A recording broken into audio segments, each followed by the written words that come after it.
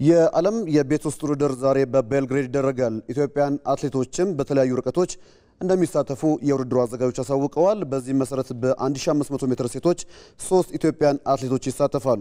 አክሱማይት እምባዬ፣ ጽጌ ተሾመና ቅስናት ዓለም የሚሳተፉ ሲሆን የአሸናፊነት ቅድሚያ ግምቱንም ከወዲሁ ወስደዋል። በወንዶቹ 3000 ሜትር ኃይለማርያም አማረ በቤልግሬድ የቤት ውስጥ ውድድር ኢትዮጵያን የሚወክለው ብቸኛው አትሌትም ሆኗል። የ2026 የቤት ውስጥ ውድድር ከዚህ በፊት በኦስትራቫና በማድሪድ ከተሞች መካሄዱ የሚታወስ ነው። የኢትዮጵያ መከላከያ ሰራዊት ፋውንዴሽን ያዘጋጀው የአድዋ ዋንጫ ስፖርት ውድድር የመክፈቻ ስነ ስርዓት ተካሂዷል። ስፖርት ውድድሩ 130ኛው የአድዋ ድል በዓልን በማስመልከት የሚካሄድም ይሆናል። መላኩ ቢራራ ተጨማሪ አለው። በመከላከያ ሰራዊት ፋውንዴሽን አዘጋጅነት የአድዋ ካፕ ስፖርታዊ ውድድር በመከላከያ መሐንዲስ ዋና መምሪያ ግቢ በሚገኘው የእግር ኳስ ሜዳ የመክፈቻ ስነ ስርዓት ተካሄደ። በዚህ የስፖርት ውድድር በአዲስ አበባ ዙሪያ የሚገኙ 9 የሰራዊቱ ዋና ዋና ክፍሎች በ5 የስፖርት አይነቶች እንደሚወዳደሩ ተጠቁመዋል።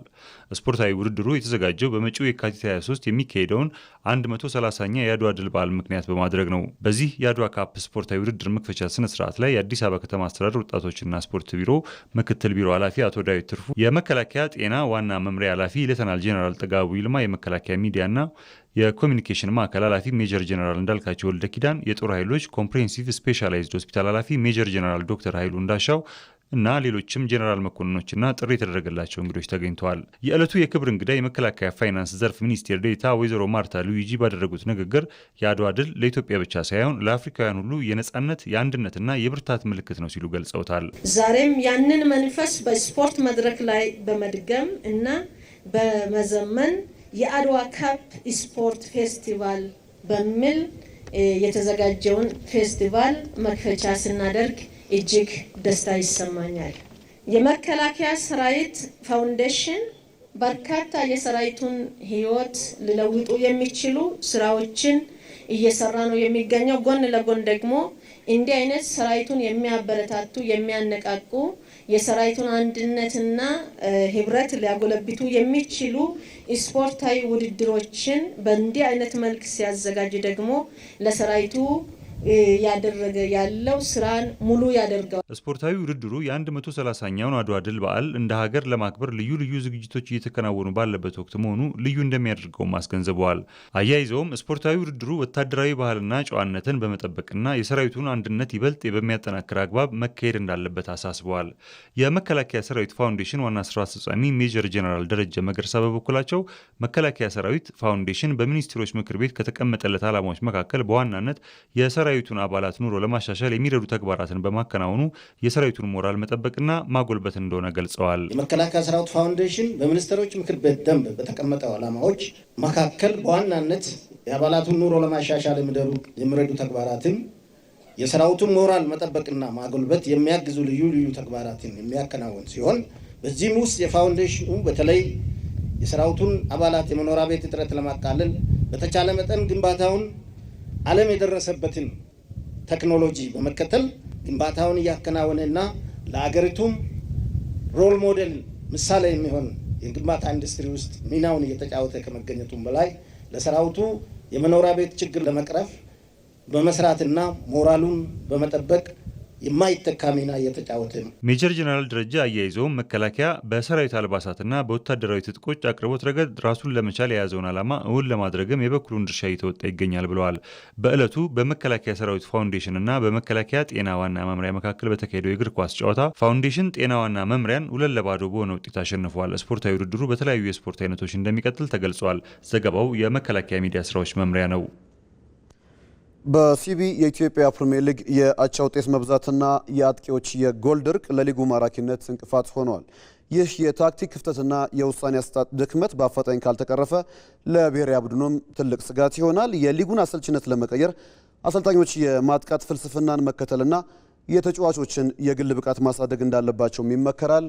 ይበልጣል ሰውነት በኢትዮጵያ ስታዲየሞች የሚሰማው የተመልካች ጩኸት አቅጣጫውን እየቀየረ ነው። ደጋፊው ወደ ሜዳ የሚመጣው የሚወደውን ቡድን ጎል አግብቶ ጎል ብሎ ለመጮህ ቢሆንም ዘንድሮ ግን ብዙ ስታዲየሞች የሚለቀቁት በጸጥታና እኩል ተለያየን በሚል የትከሻ መነቅነቅ ነው። ቁጥሮች የሚነግሩን ሀቅ አንድ ነው። የኢትዮጵያ ፕሪሚየር ሊግ በታሪኩ አይቶት የማያውቀው የጥንቃቄ ወጥመድ ውስጥ ወድቋል። እስካሁን ከተደረጉ 190 ጨዋታዎች 80 የሚሆኑት ያለ አሸናፊ ተጠናቀዋል። ይህም ማለት ወደ ግማሽ የሚጠጋው የሊጉ ጉዞ አሸናፊም ተሸናፊም የሌለበት ሆኗል ማለት ነው። በተለይም የባህር ዳር ከተማ ነሐስ ስንመለከት ነገሩን ይበልጥ ግልጽ ያደርገዋል። የጣና ሞገድ በ19 ጨዋታዎች 12 ጊዜ አቻ ተለያይቷል። አሃዙ የአቻ ንጉስ የሚል ቅጽል ስም የሚያሰጥ ቢሆንም ለተመልካች ግን የ90 ደቂቃ የትዕግስት ፈተና ነው። የዘንድሮ ሊግ ከእግር ኳስ ይልቅ የቼዝ ጨዋታን እየመሰለ መጥቷል። አሰልጣኞች ሜዳ ላይ የሚገቡት ለማሸነፍ ሳይሆን ላለመሸነፍ በሚመስል ቀመር ነው። በአማካይ በአንድ ጨዋታ የሚቆጠረው ጎል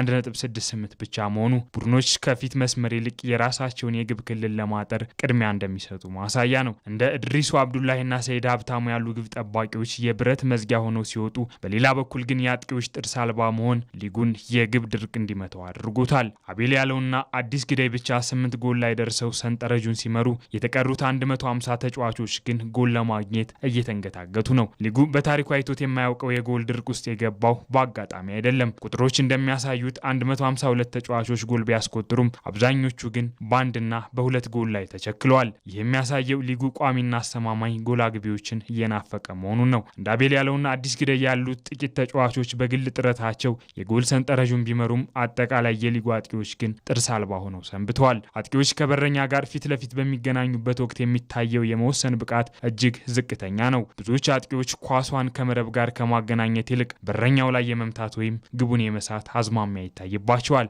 ይህ የቴክኒክ ክፍተት ብቻ ሳይሆን ከፍተኛ የሆነ የስነ ልቦና ዝግጁነት ማነስ መኖሩንም ያሳያል። አጥቂውን ከበረኛ ጋር የሚያገናኝ መስመር ሰንጣቂ ኳስ የሚሰጥ አማካይ መጥፋትም ሌላኛው ምክንያት ነው። ሊጉ በአካል ብቃትና በጉልበት ላይ በሚያተኩሩ ተከላካዮችና አማካዮች በመሞላቱ አጥቂዎች ኳስ ለማግኘት እስከ መሃል ሜዳ ድረስ ለመመለስ ይገደዳሉ። ይህም ጉልበታቸው በሩጫ እንዲያልቅና ከግቡ ፊት ሲደርሱ ትኩረት እንዲያጡ ያደርጋቸዋል። አብዛኞቹ አሰልጣኞች ውጤት እንዳይረቃቸው በሚል ስጋት 5 ተከላካይ ወይም 2 መከላከል ላይ ያተኮሩ አማካዮችን ይዘው ወደ ሜዳ ይገባሉ። ይህ ደግሞ አጥቂውን በተጋጣሚ ክልል ውስጥ እንደ ብቸኛ ደሴት እንዲገለል ያደርገዋል። የቡድን ልምምድ ብቻውን ለአጥቂዎች በቂ አይደለም። ክለቦች ለአጥቂዎቻቸው ብቻ የተለየ የማስቆጠር ጥበብ ማዘጋጀት አለባቸው።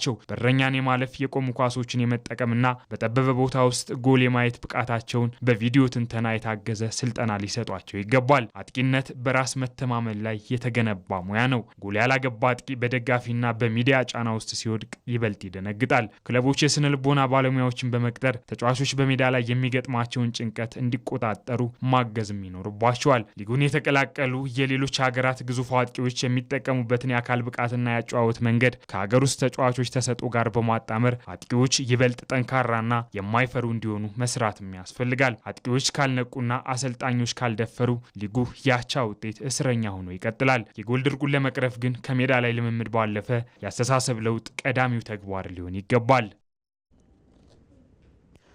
ከውጭ የ26ኛው ሳምንት የእንግሊዝ ፕሪሚየር ሊግ ትናንት መደረግ ሲጀምር ማንቸስተር ዩናይትድና ቼልሲ ከተከታታይ ድል በኋላ ነጥብ ጥለዋል። ፕሪሚየር ሊጉ ዛሬም ሲቀጥል ማንቸስተር ሲቲ ከፉልሃም እንዲሁም ሊቨርፑል ከሰንደርላንድ የሚያደርጓቸው ጨዋታዎች ይጠበቃሉ። ሀና ታሪኩ ተጨማሪ አላት።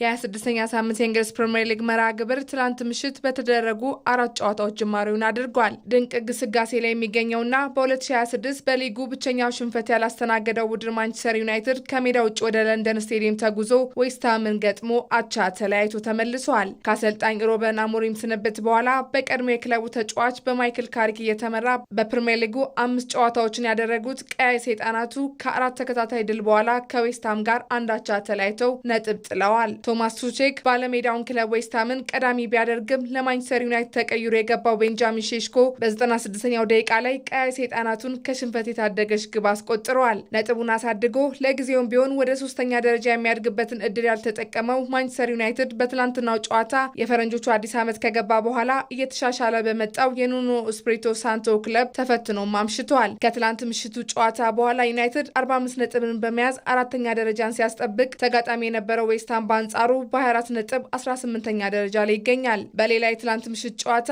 በስታንፎርድ ብሪጅ ሊድስ ዩናይትድን ያስተናገደው ቼልሲ 2-2 ተለያይቷል። ለምዕራብ ለንደኑ ክለብ ጃኦ ፔድሮ በጨዋታ ኮል ፓልመር በፍጹም ቅጣት ምት ያስቆጠሯቸው ግቦች ቼልሲን 2-0 እንዲመራ አስችሎት የነበረ ቢሆንም ሊድስ ዩናይትድን ሉካስ ኒሚቻና ኖህ ኦካፍሩ ባስቆጠሯቸው ግቦች ከሜዳ ውጪ ነጥብ ተጋርተው እንዲመጡ አስችሏል። በፕሪሚየር ሊጉ 4 ተከታታይ ጨዋታዎችን ድል ያደረገው የምዕራብ ለንደኑ ክለብ ቼልሲ በምሽቱ ጨዋታ በኳስ ቁጥጥር የተሻለ ቢሆንም 3 ነጥብን ግን ማሳካት ሳይችል ቀርቷል። ያለፉትን 5 የፕሪሚየር ሊግ ጨዋታዎች ማሸነፍ የተሳነው ቶትንሃም ሆትስፐር ትላንት ምሽትም በሜዳው በኒውካስል ዩናይትድ 2-1 ሽንፈት ገጥሞታል። የኒውካስልን የማሸነፊያ ግቦች ማሊክ ቲያውና ጆኮብ ራምሴ ከመረብ ያሳረፉ ተጫዋቾች ናቸው። ኤቨርተን በበርንማውት 2-1 ሲሸነፍ በጨዋታው በኤቨርተን በኩል ጄክ ኦብሪያን በቀጥታ ቀይ ካርድ ከሜዳ ተሰናብቷል። የ26ኛ ሳምንት የእንግሊዝ ፕሪሚየር ሊግ መርሃ ግብር ዛሬም ቀጥሎ ሲደረግ ማንቸስተር ሲቲ ከፉላም የሚያደርጉት ጨዋታ ደግሞ ከሚጠበቁት መካከል ይገኝበታል። በ25ኛ ሳምንት የፕሪሚየር ሊግ ጨዋታ